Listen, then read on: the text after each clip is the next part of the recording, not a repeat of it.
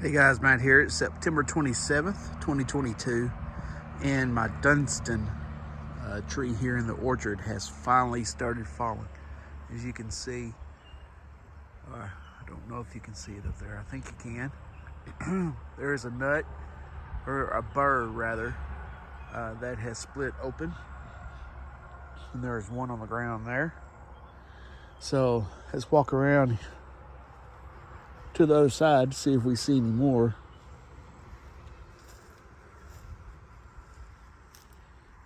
That are open, or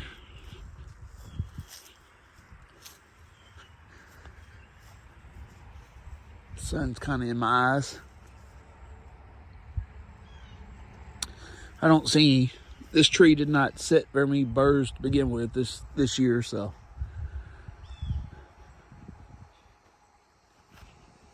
the wind had already knocked a couple of down before, but they had not opened up. So anyway, this tree's about 10 years old, and there you go. So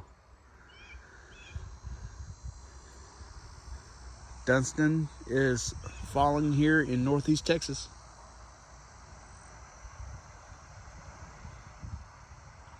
So I'll see if I can get that burr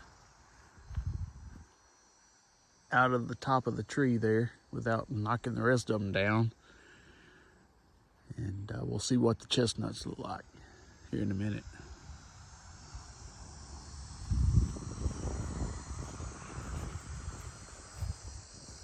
That one's not quite, I mean, it's splitting open, but I'll have to get some gloves. Put the camera down and get some gloves and open it further. So we'll come, I'll get that burr open and come back and I'll show you what the nuts look like. Okay guys, got that burr opened and I wanted to show you what was inside.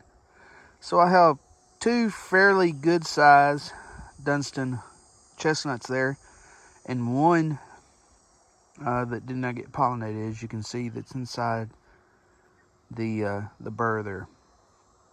So anyway, these are pretty good size for Dunstan nuts, although I have seen bigger. But anyway, pretty good size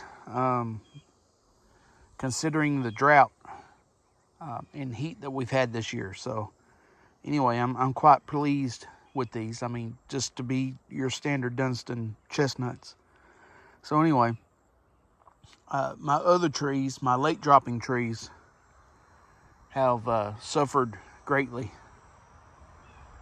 due to the amount of nuts that they tried to produce this year, and couple that with the drought and heat. All the nuts are very tiny this year. So this tree still managed to produce quite well, even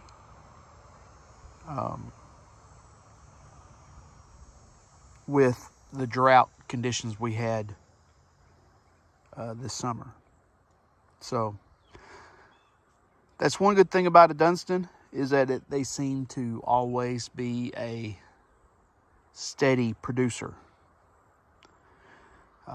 As far as a eating nut for human consumption, there are much better Chinese varieties out there that one can eat. But as far as planting out in the deer woods and just using these for wildlife purposes, which generally is what I think of these were intended for, or not really intended for, but what these were marketed for when Walmart started selling these, which is where I got this tree. You can't really go wrong with a Dunstan tree. Just planting out in the deer woods, using it for forage, for wildlife. I mean, you can't really go wrong. The only time that I would not recommend that is if you're trying to do some type of reforestation of the American chestnut or something like that, because obviously you wouldn't want to have them cross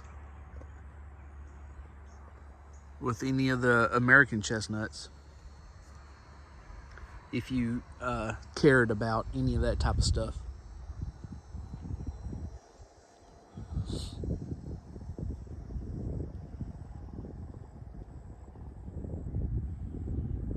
If that was your goal, is to have pure Americans, you wouldn't want these to be anywhere close.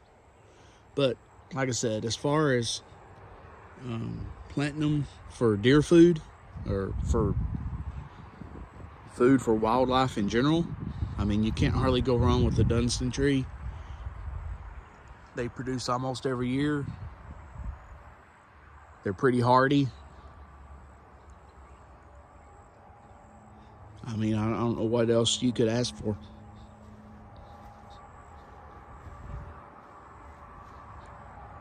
So there you have it, guys. Take care.